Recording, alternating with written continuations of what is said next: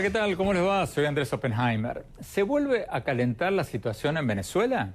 El presidente de la Asamblea Nacional de Venezuela, el líder opositor Juan Guaidó, reconocido por Estados Unidos, Brasil, Colombia, Argentina y unos 50 países, casi todas las democracias más grandes del mundo, como el presidente encargado de Venezuela, convocó para el 1 de mayo lo que llamó la movilización más grande de la historia de Venezuela. Y dijo que a partir del 1 de mayo activará lo que él llamó la fase definitiva del proceso para lograr la restauración de la democracia en Venezuela. Pero lo cierto es que ya han pasado 3 meses desde que Guaidó invocó un artículo de la Constitución para proclamarse presidente encargado y fue reconocido por todos estos países como presidente encargado de Venezuela. Y a pesar de una escalada de sanciones económicas internacionales, el presidente Nicolás Maduro sigue en el poder y no se ha producido hasta ahora el levantamiento de los altos mandos militares que muchos esperaban. ¿Qué va a pasar ahora? ¿Y a favor de quién corre el tiempo? ¿A favor de Guaidó o a favor de Maduro? Hoy le vamos a preguntar todo esto y mucho más al propio Juan Guaidó. En Venezuela hay 3 opciones de solucionar esta crisis en el corto plazo. Que llegue la elección, como hemos determinado en nuestra ruta, cese de usurpación, gobierno de transición y elecciones libres, que tengan el menor costo social posible, que nos generen estabilidad y gobernabilidad lo más rápido para atender la emergencia y poder llevar al país a la prosperidad. Lo segundo, una transición sui generis, muy al estilo de lo que sucedió en el 58 en Venezuela, conformar una transición que también debe ir a posterior a una elección y una salida de fuerza. ¿Qué es una salida de fuerza? Bueno, que un grupo de militares venezolanos digan no más. Hemos invitado también al presidente Maduro y a varios altos funcionarios de su gobierno a estar con nosotros. No nos han respondido. La invitación sigue en pie cuando quieran. Nuestras puertas están abiertas para escuchar todas las campanas. Más tarde en el programa vamos a hablar de una nueva encuesta que me sorprendió muchísimo. Muchas gracias por estar con nosotros. Ya han pasado 3 meses desde que Estados Unidos, Brasil, Argentina, unos 50 países o más de 50 países lo reconocieron como presidente encargado de Venezuela. Pero Maduro sigue en el control de las Fuerzas Armadas y por lo tanto el país y tiene el apoyo de China y Rusia. Entonces, empecemos con la pregunta del $1.000.000. ¿El tiempo corre a favor de quién? ¿A favor suyo o a favor de Maduro? Gracias por la pregunta, Andrés. Hoy la verdad es que el régimen perdió. Lamentablemente todavía no ha ganado Venezuela. Cuando hablamos de tiempo, ya Maduro evidentemente no puede resolver el problema económico, no va a poder resolver el problema social, no puede sostener la mentira que tiene respaldo internacional, ni siquiera, por cierto, de Rusia y China, que a la fecha todavía no le han prestado $1, que es su principal problema, que colapsó la economía, que se robaron el dinero. Por el contrario, Venezuela ha estado en una escalada de presión, de protesta, de exigencia. Por supuesto, de nuevo, y lo repito, no hemos ganado. Nos va a costar una transición lo que hoy el régimen ha bloqueado. Ha bloqueado comida, ha bloqueado medicina, pero también el tiempo. El país colapsó a nivel de servicios públicos, a nivel de, por supuesto, todo lo que tiene que ver con la esfera de la vida.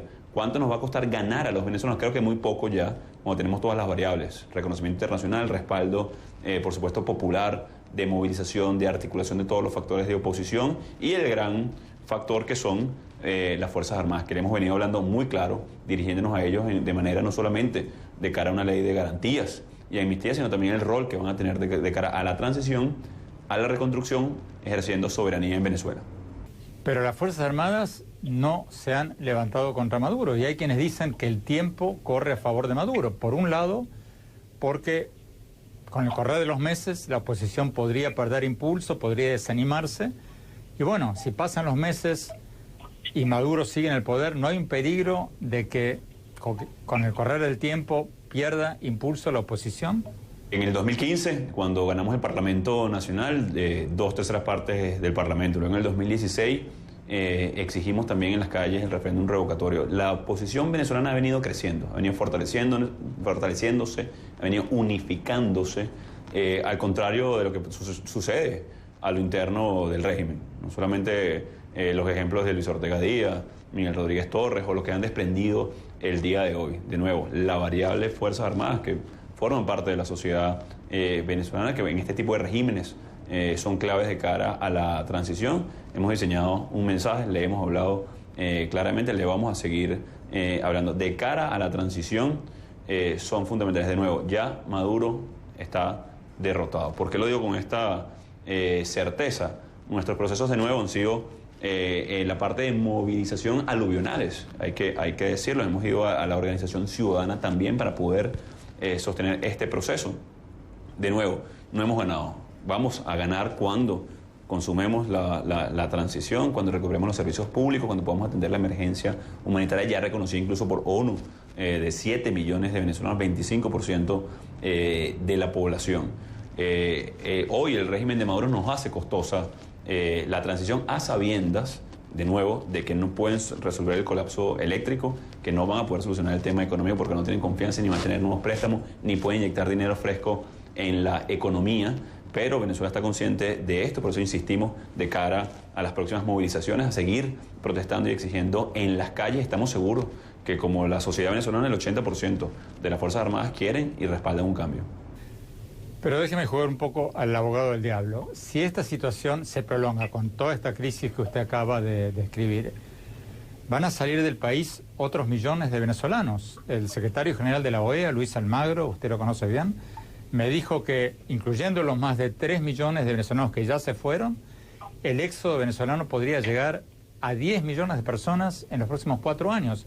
Entonces, si ocurre eso, ¿no va a pasar lo que pasó en Cuba? O sea, que se va la clase media, se va la clase profesional y el gobierno se queda con una masa de gente empobrecida y políticamente controlable que depende de los subsidios alimenticios del gobierno.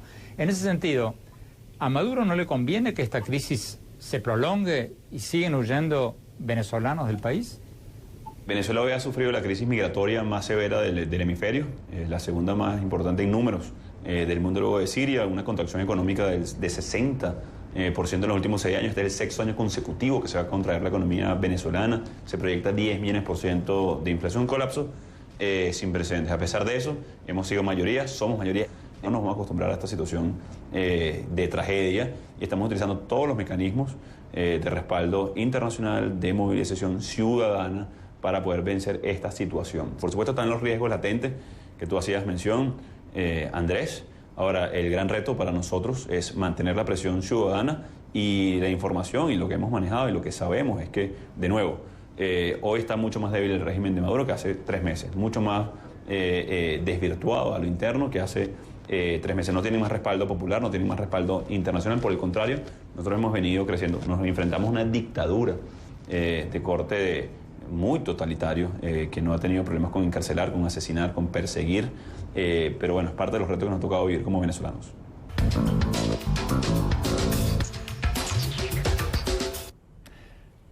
Tenemos que ir a un corte. Cuando hablamos, vamos a preguntarle a Juan Guaidó si está a favor o en contra de una intervención militar extranjera en Venezuela. Y más está en el programa, mi opinión sobre todo lo que nos dijo. No se vayan, ya volvemos.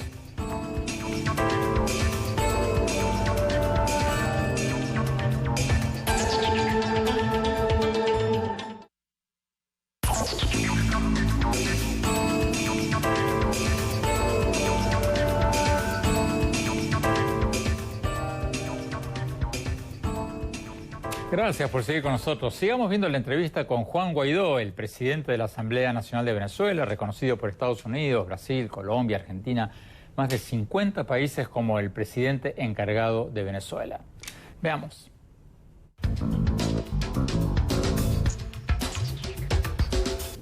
Usted anunció en un Twitter reciente una marcha gigantesca para el 1 de mayo. Dijo en ese Twitter que va a ser la movilización más grande que hayamos tenido en nuestra historia, cierro comillas, y que ese día, el 1 de mayo, va a activar, abro comillas, la fase definitiva de la Operación Libertad.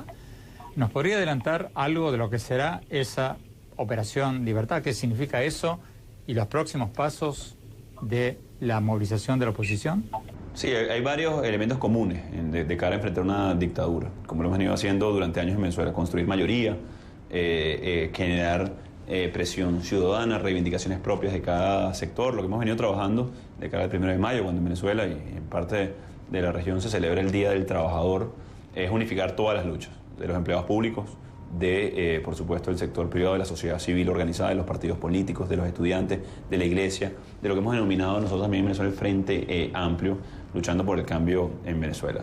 Hay un factor en Venezuela que nos falta, que es las Fuerzas Armadas, que se pongan del lado de la Constitución. No estamos pidiendo que se levante o que se rebelen, sino que se pongan del lado de la Constitución. Cesó el periodo el 10 de enero de 2019, hay una usurpación hoy, debemos ir nosotros a una transición para generar una elección realmente libre en Venezuela. ¿Cuál será el destino de esta marcha del 1 de mayo que usted describe como la más grande de la historia, que sería la más grande de la historia? ¿Va a ser hacia el Palacio de Miraflores? Porque hasta ahora, que yo recuerde, ninguna marcha masiva que ustedes hayan convocado se ha ido directamente al Palacio de Gobierno. Sí, el destino lo vamos a anunciar los próximos días. Hemos desarrollado una estrategia también para no anunciarle el régimen que acostumbra utilizar paramilitares para esperar marchas o tratar de sofocar protestas legítimas del venezolano. Ciertamente, a nosotros nos quedan dos grandes destinos. Uno, la exigencia de las Fuerzas Armadas en los diferentes cuarteles, como lo hicimos cuando fuimos a llevar la ley de amnistía y garantía, para que se pongan del lado del pueblo de Venezuela, y por supuesto también el Palacio de Miraflores. No es sorpresa. ¿Cuál es el gran objetivo y la gran movilización? Quitarle el poco soporte que todavía le queda al régimen. Parte de las Fuerzas Armadas y también los empleados públicos, que no tienen por qué seguir colaborando con un régimen que usurpa funciones y que vamos a utilizar la administración pública para perseguir, para sofocar protestas, para incluso violar sus derechos. Hoy un venezolano está ganando casi entre 3 y 5 dólares al mes el sueldo mínimo del venezolano. O sea, es decir, no vive, sobrevive.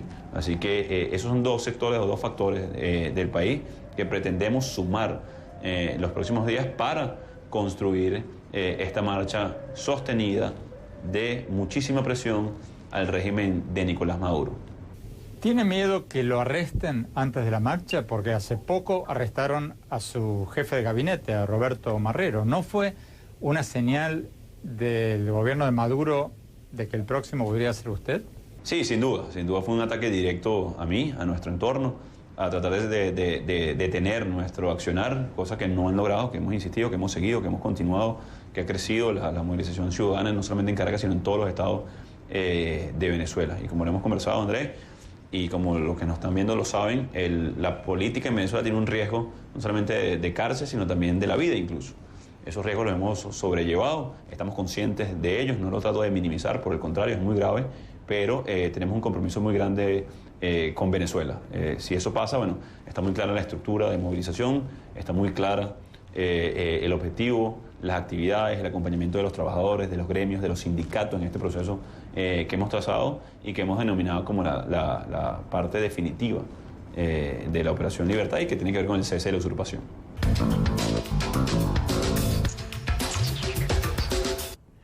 Acto seguido, le pregunté a Guaidó por qué cree que no lo han arrestado hasta ahora. Porque cuando lo arrestaron brevemente hace unos meses, corrieron rumores de que había una fractura en el gobierno de Maduro, entre quienes querían arrestarlo y quienes no.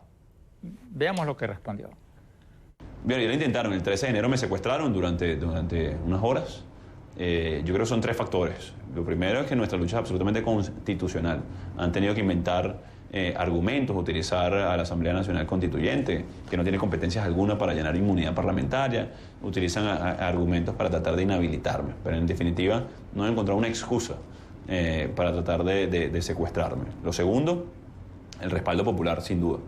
Creo que las grandes movilizaciones sostenidas, continuadas, con objetivo, con foco, una estrategia no violenta, una estrategia de recuperación de nuestras competencias del Ejecutivo. Hoy hay un fenómeno en Venezuela. Yo soy un presidente encargado en dictadura, reclamando las competencias del Ejecutivo para atender la emergencia humanitaria y producir una elección realmente libre, que es lo que dice nuestra Constitución. Esto probablemente es sin precedentes.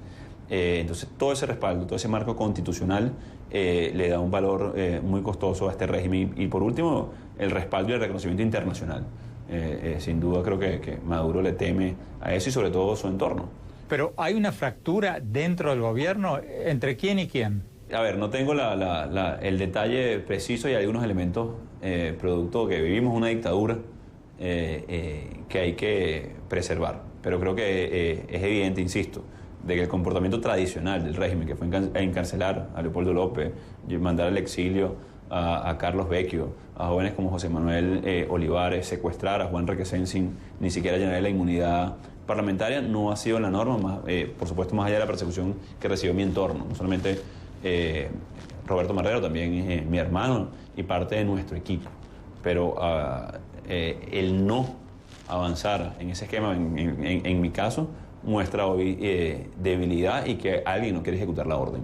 Cuéntanos un poco cómo es su vida diaria. ¿Usted está escondido o vive en su casa con su familia?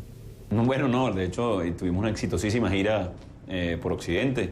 Vamos a seguir recorriendo el país. Hemos estado en sectores muy populares como Petare, que es uno de los barrios más grandes de Latinoamérica, con casi más de 1 millón de habitantes. Hemos tenido una acogida muy importante en los diferentes sectores. Estamos organizando la gran marcha para el 1 de mayo, ejerciendo funciones en el Parlamento también, para poder rescatar esas competencias que nos abren la puerta a una elección realmente libre en Venezuela.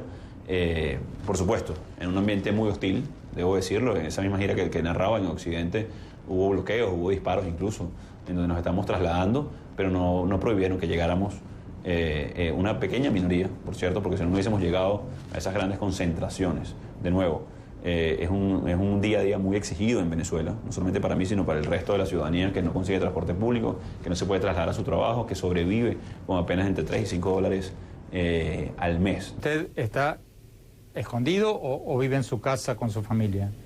No, yo duermo en mi casa como siempre lo hago vida en el Parlamento y también en las calles de Venezuela.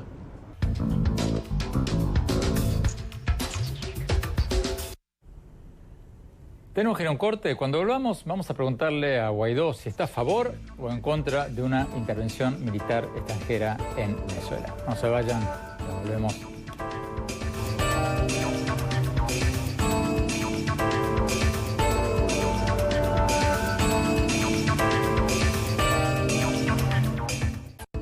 Hola, soy Andrés Oppenheimer. Dentro de poco estaré en México y Perú presentando mi libro Sálvese quien pueda, sobre cómo los robots y las computadoras inteligentes van a reemplazar a abogados, banqueros, médicos y muchos otros. ¿Y qué podemos hacer para no quedarnos fuera de juego? Espero verlos, no se vayan, ya seguimos con el programa.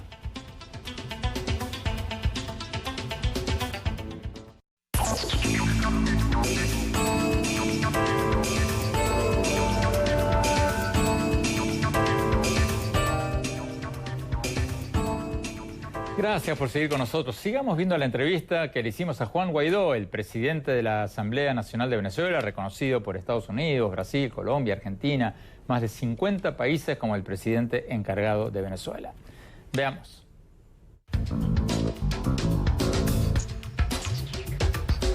Usted se ha mantenido firme en la postura de que Maduro tiene que irse antes de que entre un gobierno de transición para programar elecciones libres. Su lema hasta ahora ha sido cese de la usurpación, gobierno de transición y elecciones libres. Pero el Grupo de Lima, los 13 países latinoamericanos que estuvieron entre los primeros en reconocerlo, que hasta ahora apoyaban esa fórmula, ahora pareciera ser que están cambiando, que quieren aliarse con el así llamado Grupo Internacional de Contacto de Países Europeos, que le proponen una negociación con Maduro para establecer las bases de un retorno a la democracia. Acaba la pregunta. ¿Bajo qué circunstancias aceptaría usted una negociación con Maduro supervisada internacionalmente para, por ejemplo, nombrar un tribunal electoral independiente, celebrar elecciones con observadores internacionales creíbles, etcétera, etcétera? Mira, creo que queda claro, Andrés, y los que nos están viendo que con Nicolás Maduro no hay posibilidad de diálogo. Y subrayo esto, con Maduro. ¿Por qué? Ya ha demostrado en situaciones anteriores, como en el 2017 en República Dominicana, que lo utilizó para burlarse de los ciudadanos. Hoy todos los días en Venezuela se cuentan en vidas humanas, por desnutrición, por falta de insumos, por inseguridad, por incluso causas sanitarias hoy gravísimas en nuestro país, o apagones, porque no funcionó una planta en algún hospital.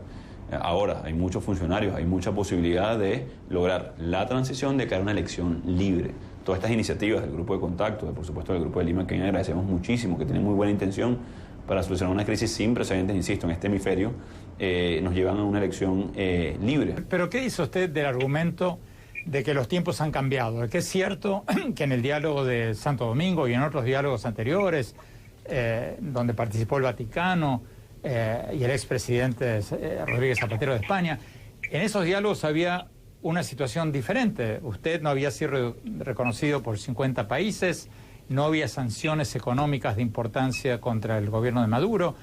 ¿Qué dice usted del argumento que ahora podría darse una negociación desde una posición de fuerza con el gobierno de Maduro para que haga concesiones que hasta ahora nunca hizo? ¿Qué dice usted a ese argumento? A ver, y por cierto, Andrés, la petición sigue siendo la misma hoy en Venezuela, luego de ese 2017, donde a todas luces el régimen se burló del ciudadano, que es elecciones libres. En este momento se agrega la crisis humanitaria, reconocida incluso ya por ellos, se agrava con el colapso de servicios públicos y en este momento no hay condiciones para que Maduro sea un interlocutor en este momento cuando ha secuestrado el poder, cuando ha dirigido la persecución de nuevo. Hoy, con Maduro, no hay posibilidades de un diálogo. ¿Ha tenido usted contactos con China, Rusia o Cuba? Hemos buscado, sí, comunicación con los diferentes países, incluso que hoy sostienen que Maduro, que está usurpando funciones, está en el Ejecutivo, buscando ¿qué? Un mecanismo de transición. Incluso países como China y Rusia tienen muy claro que no hay posibilidad ni viabilidad económica mientras Maduro siga ahí. A lo mejor diplomáticamente no lo dicen, pero de nuevo, no hay una inversión nueva, no hay un dólar prestado al régimen de Maduro y también tienen muy claro que para recuperar sus inversiones, para poder generar prosperidad en nuestro país, debe haber un cambio lo más pronto posible. ¿Usted personalmente tuvo conversaciones con emisarios o personeros o funcionarios de China o Rusia? Nuestros funcionarios y nuestros, por supuesto, embajadores que hemos designado han estado llevando parte de esas funciones. ¿Cuánta gravedad le asigna usted al desembarco en Venezuela de 2 aviones militares rusos y militares rusos, algo que Moscú calificó como un grupo de especialistas, como parte de un acuerdo técnico militar? ¿Cómo interpreta usted ese hecho? ¿Cómo lo ve? ¿Hasta qué punto le preocupa? ¿O es anecdótico? ¿Es un show mediático? No, efectivamente es muy grave porque ingresaron aviones militares a suelo venezolano sin autorización del Parlamento, que es el único que puede autorizar misiones militares en Venezuela de cualquier característica o cualquier rango. El Parlamento Nacional es el único autorizado en Venezuela para poder autorizar misiones militares. No lo hicieron de esa manera, luego argumentaron incluso desde Rusia que era una misión militar técnica, que aparentemente fue así. El régimen de Maduro nunca declaró oficialmente absolutamente nada, a sabiendas de que lo podían desmentir desde Moscú, como lo hicieron cuando llegó una supuesta ayuda humanitaria de Rusia, que lo desmintieron diciendo que era algo que habían comprado y habían enviado a Venezuela. Lo utilizó Maduro también como a nivel de propaganda a lo interno en Venezuela, cosa que cayó muy mal tanto al interno como en la región, producto que no fue autorizado. De nuevo, es muy grave esa presencia.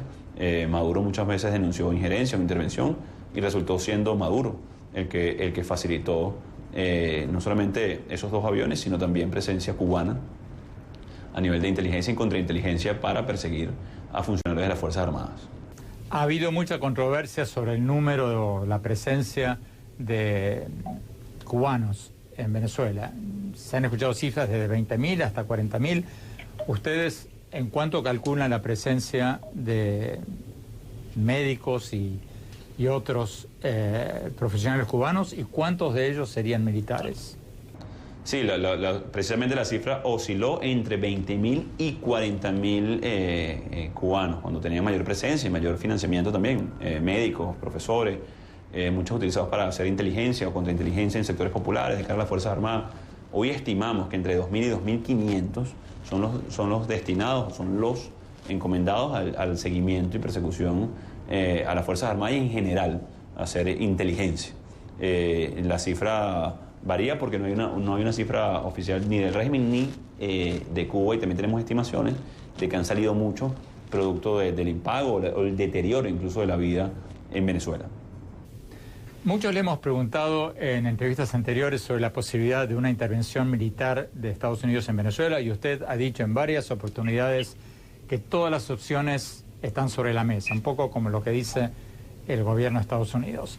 Acaba la pregunta. ¿Qué significa hoy para usted la frase, abro comillas, todas las opciones están sobre la mesa? Sí, Andrés, en Venezuela hay tres opciones de solucionar esta crisis en el corto plazo.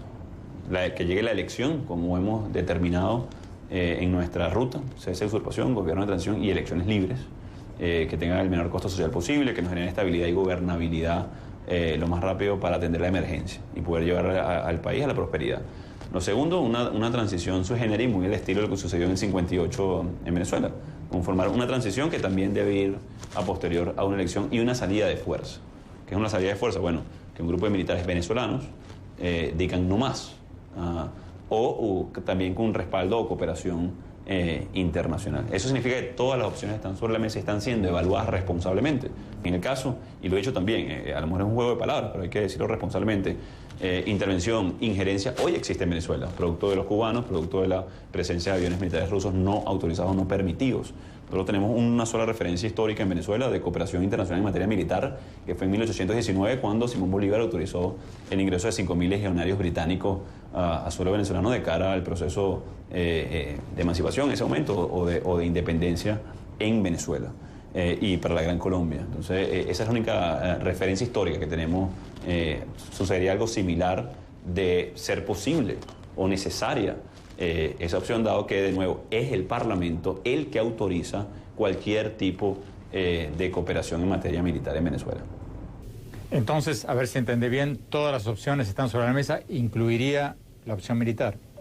Todas las opciones responsablemente deben estar sobre la mesa de cara a atender la crisis en Venezuela.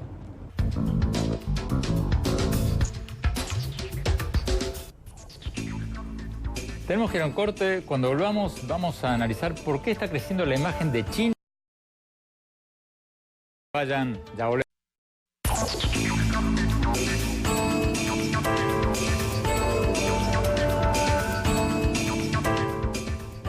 Muchas gracias por habernos acompañado. Mi opinión sobre lo que nos dijo en la entrevista de hoy Juan Guaidó, el presidente de la Asamblea Nacional de Venezuela y reconocido por 50 países como el presidente encargado de ese país.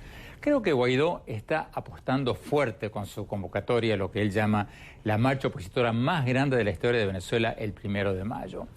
Porque ya van 3 meses desde que se proclamó presidente encargado, citando un artículo de la Constitución venezolana, y Maduro todavía sigue en el poder y hay una creciente impaciencia en ciertos sectores de la oposición venezolana y de la comunidad internacional.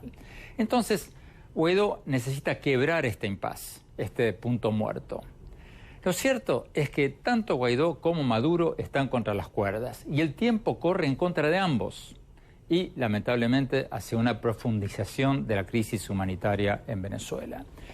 El tiempo corre contra ambos porque Maduro, como dijo Guaidó en la entrevista de hoy, tiene un país colapsado. Venezuela tiene una inflación del 10 millones % al año, según el Fondo Monetario Internacional, una economía que ha caído en más del 50% en los últimos 5 años, según el Banco Mundial, un récord en gran parte del mundo, una de las peores crisis humanitarias del mundo. Y Maduro tiene cada vez más sanciones económicas en contra de su régimen y cada vez menos acceso a créditos internacionales. Aunque Rusia, China y Turquía lo siguen apoyando, no le están dando mucho dinero fresco, sino más bien refinanciando viejas deudas. Y ahora, con las sanciones petroleras de Estados Unidos, Maduro corre el riesgo de no poder hacer los pagos más básicos, más elementales, para seguir haciendo funcionar la maquinaria del Estado. Pero, por otro lado, el tiempo también corre en contra de Guaidó. Si siguen pasando los meses y Maduro sigue en el poder, las protestas en contra del régimen de Maduro pueden perder impulso y la atención mundial podría girar hacia otras crisis en otras partes del mundo. Y si sigue pasando el tiempo con Maduro en el poder, puede que se sigan yendo del país millones más de venezolanos. Recuerden lo que nos dijo recientemente en este programa el secretario general de la OEA, Luis Almagro, que el número de venezolanos fuera de su país, según él, podría crecer a 10 millones en los próximos 4 años. Y si eso ocurre, va a pasar lo que pasó en Cuba. Se va la clase media, se van los profesionales, se van los pequeños empresarios y el gobierno se queda con una masa de gente empobrecida y políticamente controlable con subsidios alimenticios. Entonces, el tiempo corre contra ambos y los próximos días van a ser cruciales. Si Guaidó logra lo que nos dijo hoy, en la entrevista de hoy, la marcha más grande de la historia de Venezuela, sin duda le va a dar un nuevo aire a la oposición y al apoyo internacional a su causa. Y hay un factor externo que también puede ayudarlo. Si, como resultado de las elecciones en España, se forma una nueva coalición más crítica del gobierno de Maduro. Porque según me dijeron varios de los principales colaboradores de Guaidó después de que le hicimos esta entrevista, España es una pieza clave en todo este tema de Venezuela. Ahí va a parar buena parte del dinero del gobierno y de los funcionarios venezolanos. Ahí están muchos de los familiares de los máximos dirigentes chavistas. Ahí se quieren exiliar muchos de los actuales funcionarios en el poder. Y España siempre ha sido el principal referente de las posturas de la Unión Europea sobre Venezuela. En el momento ahora en que estamos grabando este programa todavía no tenemos los resultados de las elecciones españolas. Pero si gana una coalición más crítica de Maduro que la actual, lo más probable es que se apliquen sanciones económicas más duras contra el gobierno de Venezuela y sus funcionarios de parte de España y de la Unión Europea. De manera que las próximas horas, los próximos días van a ser cruciales para el éxito o el fracaso de lo que Guaidó llamó la fase definitiva de la lucha por la democracia en Venezuela. Bueno, se nos acabó el tiempo. Gracias por habernos acompañado y los invito a seguirme en mi blog, en la página de internet andresoppenheimer.com. Si se registran ahí, les vamos a mandar por email todas mis columnas del Miami Herald y nuestros más recientes programas de televisión. Les recuerdo la dirección, es andresoppenheimer.com. Y síganme en mi Twitter, @OppenheimerA, en mi página de Facebook y ahora también en Instagram, en Andrés Oppenheimer Oficial. Gracias por habernos acompañado. Hasta la semana próxima.